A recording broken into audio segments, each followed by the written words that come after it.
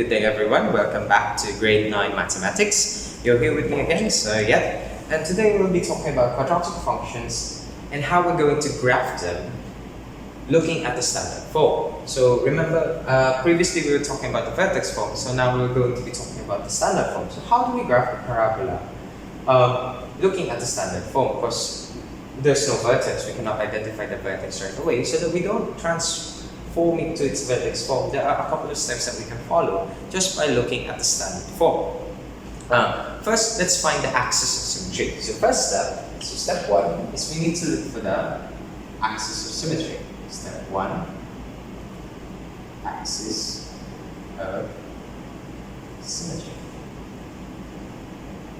Okay, so how do we get the axis of symmetry? The axis of symmetry has a formula: x is equal to x is equal to negative b over 2a. Our formula for axis of symmetry is x is equal to negative b over 2a. So remembering our lesson from the equation, what is a in this formula? So our a value in this formula, or this equation, is a is equal to 1, right? What is our b value? Our b value is going to be positive 6. And our c value is negative 2, right? So in this formula, all we're going to be doing is just we're going to be plugging in the values of b and a to get the axis of symmetry. So transpose that. So we're going to have negative 6 over 2 times 1. So we have a negative 6 over 2, and we have a negative 3. So our axis of symmetry is going to be 3. If you remember our plotting in our previous session, so what is the axis of symmetry? The axis of symmetry is the point where it divides the parabola into 2 equal parts. So it moves, it's the middle point. So knowing that it's the middle point, that means this is our x-coordinate. This is the x-coordinate of our vertex, x-coordinate of the vertex. So that means if we're going to plot it, our vertex is going to be negative 3. So what is the y value? So how do we find the y value for our vertex? To find the y value of our vertex, all we're going to be doing is we're going to plug this value inside the equation to find y. So we just go to step 2 to find y. Step 2. Find y of the vertex. Okay, so to find y of the vertex, we're just going to substitute it in a formula. So negative 3 is here, is equal to x. So our x value will substitute in negative 3, so negative 3 squared plus 6 times negative 3, negative 2. Okay, so negative 3 squared, we're going to have a 9. 6 times negative 3 is negative 18, and negative 2. So simplify everything, we're going to have a negative 11 value. So that is our f of negative 3. So this is our y value of the vertex. So we have a vertex of negative 3 and 11 in the plotting of Cartesian plane. So if we plot that in the Cartesian plane, so I'm going to have a dominant number on the lower side because it's negative 11. So 1, 2, and 3. So this is negative 3, 2, 1, 1, 2, 3, 4, 5, 6, 8, 9, 10, 11. Okay.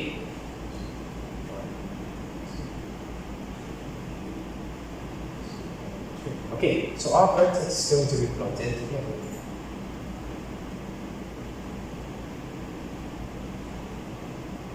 Okay, so this is our vertex, which is negative 3 and negative 11. Negative 3 and negative 11, so that is our vertex. Next is we're going to be looking for the y-intercept. So why are we going to be looking for the y-intercept? How do we get that? Is we're going to substitute f of x with 0 to get the y-intercept. So step 3 is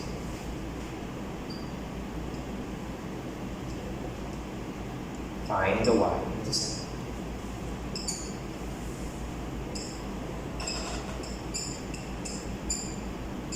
So all we have to do is just substitute f of x with 0. So f of x is going to be 0.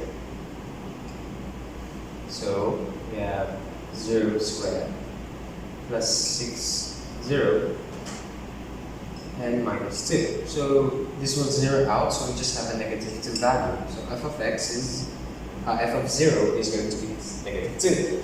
So the coordinates of the y-intercept is negative 2. So 0 and negative 2. That is the coordinates of our y-intercept. So because it's 2 spaces here, right? 1, 2, 3. 3 spaces for this side. So we're going to be moving 3 spaces as well in the left side. So we're going to find the reflection. The reflection of the y-intercept. So the reflection of the y-intercept is going to be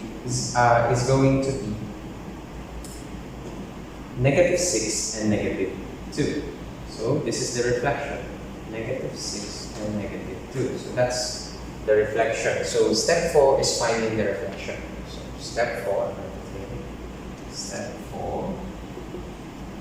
find the reflection.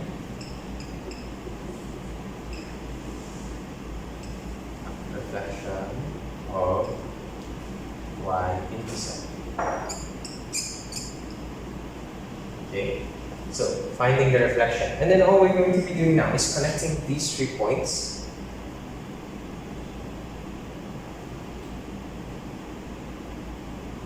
to draw us our parabola.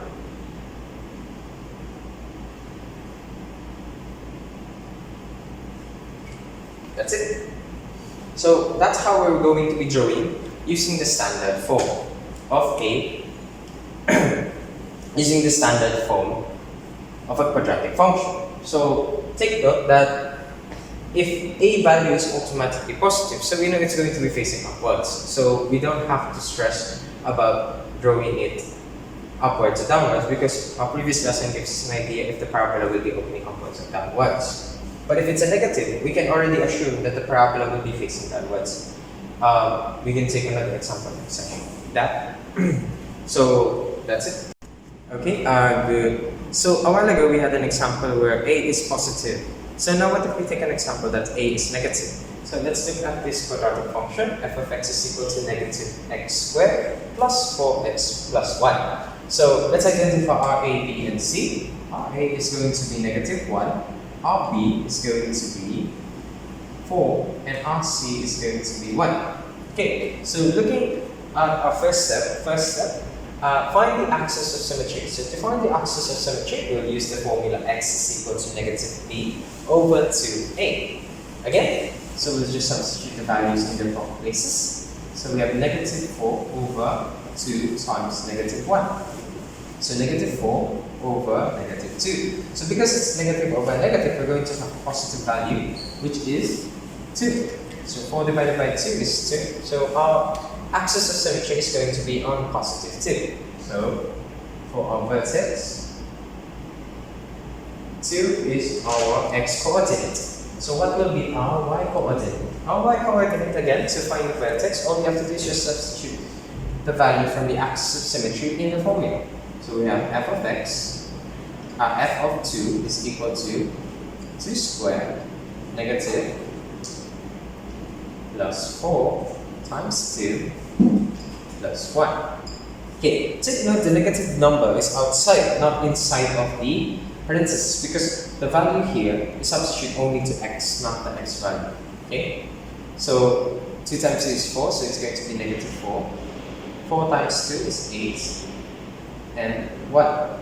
Okay, so our f of 2 value is going to be 5.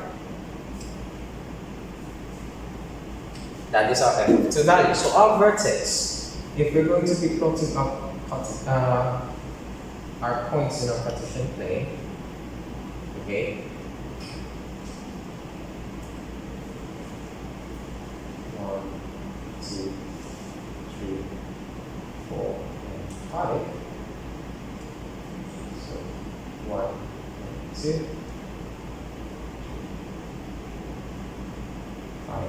5. Okay, so its coordinates is 2 and 5, which is over here. So 2 and 5. Next is we're going to be looking is the y-intercept. How do we get the y-intercept? All we're going to be doing is just substitute the x value of f of x to 0. So f of 0 is going to be negative 0 squared plus 4 times 0 plus 1. So if we zero out, we will have 1 as our f of 0 value. F of 0 value is 1, hence our coordinates is going to be 0 and 1. So 0, 1 is going to be located here.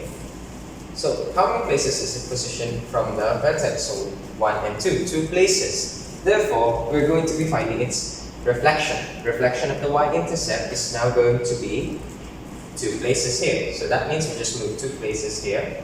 So it's going to be 4, 1. 4 and 1, which is over here. So our parabola will look like this, facing downwards because of the negative value. And that's it for negative value of a. Example for graphing quadratic functions in standard form.